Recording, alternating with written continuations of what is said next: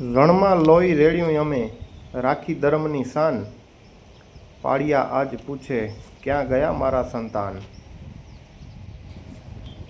તો જય માતાજી મિત્રો, આપ સૌનું સ્વાગત છે અમારા યુટ્યુબ ચેનલ કાન્હા એક્સપ્લોરરમાં। મિત્રો, આજે આપણે આવી પહોંચ્યા છીએ કચ્છ જિલ્લાના મુન્દ્રા તાલુકામાં આવેલ છસરા ગામના પાદરે, જ્યાં સદીઓથી ઉભેલ આ પ્રાચીન પાળિયા આજે પણ પોતાના ઇતિહાસની સાક્ષી આપી રહ્યા છે। મિત્રો, આ પાળિયા માત્ર પથ્થર નથી, આ આપણા પૂર્વજોની શૌર્યગાથા, બલિદાન અને સંસ્કૃતિનો જીવંત પ્રતીક છે। તો મિત્રો, આ વિડીયોમાં આપણે આ પાળિયાની નજીક જઈશું, તેના પર કોતરાયેલા ચિહ્નો જોઈશું અને તેની પાછળનો ઇતિહાસ સમજવાનો પ્રયત્ન કરીશું। જાણીશું કે આજ સુધી ગામના લોકો આ સ્થાનને કેમ આટલો આદર આપે છે। મિત્રો, જો તમને આવા ઐતિહાસિક સ્થળોની મુલાકાત ગમતી હોય તો વિડીયો અંત સુધી જરૂર જોતા રહેજો। મિત્રો, ગુજરાત અને ખાસ કરીને કચ્છ, સૌરાષ્ટ્ર અને રાજસ્થાનમાં પણ પાળિયાની પરંપરાઓ સદીઓ જૂની છે। જ્યારે કોઈ શૂરવીર યુદ્ધમાં વીરગતિ પામતા, ગાયોની રક્ષા કરતા કે ગામ બચાવતા અથવા પોતાના ધર્મ અને માન માટે બલિદાન આપતા, ત્યારે તેમની યાદમાં આ પ્રકારના સ્મારકો ઊભા કરવામાં આવતા હતા। આ પાળિયા એ સમયના ઇતિહાસના જીવંત દસ્તાવેજ છે। ઘણા પાળિયામાં તલવાર, ઘોડેસવાર, હાથનું ચિહ્ન, સૂર્યચંદ્ર અને શિલાલેખ જોવા મળે છે। મિત્રો, હાલમાં આપણે ઊભા છીએ છસરા ગામના પાદરે। આસપાસનું શાંત વાતાવરણ, ખેતરો, જૂની છત્રી અને આ પાળિયા, આ બધું મળીને એવું લાગે છે કે સમય જાણે અહીં અટકી ગયો હોય। ઘણા વર્ષોથી આ પાળિયા કુદરતી તડકો, વરસાદ અને પવન સહન કરીને આજે પણ અડીખમ ઊભા છે। જો ધ્યાનથી જુઓ તો તેના પર સુંદર કોતરણીઓ જોવા મળશે। આ કારીગરી એ સમયના શિલ્પકારોની કળાનો ઉત્તમ નમૂનો છે। મિત્રો, એક પાળિયા પર હાથનું ચિહ્ન દેખાય છે તો બીજા પાળિયામાં દેવતાની આકૃતિ જેવી કોતરણી જોવા મળે છે અને ઉપર સૂર્ય અને ચંદ્રના પ્રતીકો પણ નજરે પડે છે। મિત્રો, સૂર્ય અને ચંદ્ર દર્શાવવાનો અર્થ એવો માનવામાં આવે છે કે જ્યાં સુધી સૂર્ય અને ચંદ્ર રહેશે ત્યાં સુધી આ શૂરવીરની યાદ અમર રહેશે। જો અહીં લખાણ હશે તો સમય જતાં ઘણું ઘસાઈ ગયું છે, તેમ છતાં પણ તેની કોતરણી આજે પણ આપણને ઘણું કહી જાય છે। મિત્રો, આ પાળિયાની બાજુમાં આવેલી આ સુંદર પથ્થરની છત્રી પણ ખાસ ધ્યાન ખેંચે છે।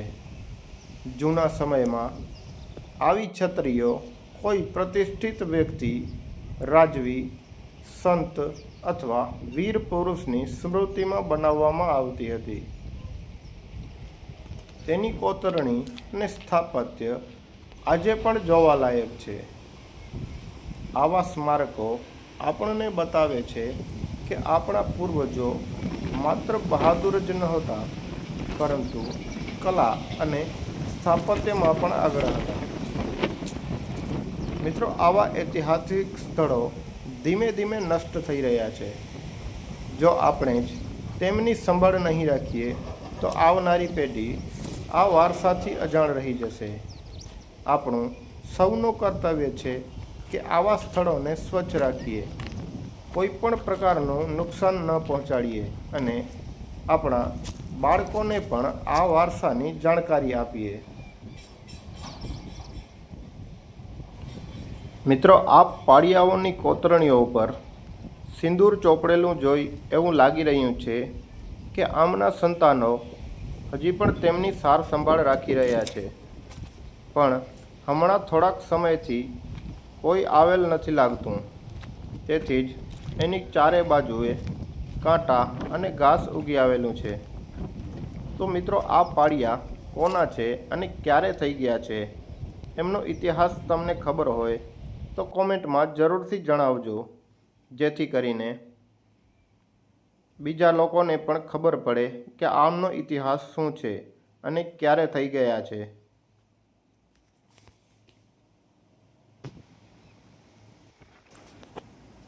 તો મિત્રો, આ જે પાળિયા તમે જોઈ રહ્યા છો એ ગામથી થોડેક દૂર સીમાડામાં આવેલ છે.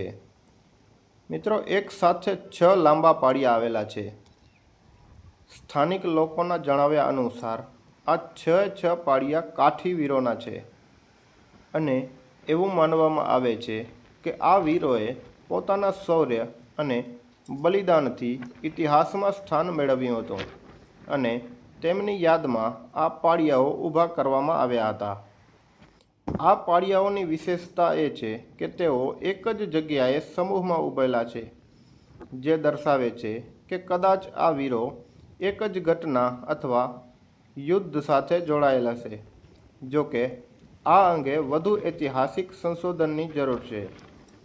જ્યારે આપણે આ પાળિયાઓ સામે ઊભા રહીએ છીએ ત્યારે એવું લાગે છે કે જાણે સદીઓ જૂનો ઇતિહાસ આજે પણ આપણને પોતાની ગાથા સંભળાવી રહ્યો હોય.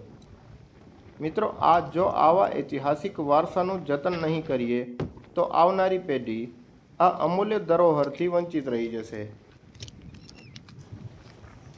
મિત્રો, અહીં જે 6 પાળિયા આવેલા છે એ સ્થાનિક લોકોના કહેવા મુજબ કાઠી વીરોના પાળિયા હોવાનું માનવામાં આવે છે. જોકે હાલમાં અમારી પાસે એવો કોઈ શિલાલેખ કે સત્તાવાર ઐતિહાસિક પુરાવો ઉપલબ્ધ નથી જે આ વાતની પુષ્ટિ કરે. જો ભવિષ્યમાં વધુ માહિતી મળશે તો અમે ચોક્કસ તમારા સુધી પહોંચાડશું. તો મિત્રો, આ હતી અમારી છસરા ગામના પાદરે આવેલ પ્રાચીન પાળિયાઓની મુલાકાત. જો તમને પણ આ વિડીયો ગમ્યો હોય તો વિડીયોને લાઇક કરજો, તમારા મિત્રો સુધી શેર કરજો અને આપણા ચેનલને સબસ્ક્રાઈબ કરીને બેલ આઇકોન જરૂર દબાવજો. કારણ કે કચ્છ અને ગુજરાતના આવા જ ઐતિહાસિક સ્થળોની રસપ્રદ સફર અમે તમારા માટે સતત લઈને આવતા રહેશું. તો જય માતાજી, ફરી મળીએ એક નવા ઐતિહાસિક સ્થળ સાથે.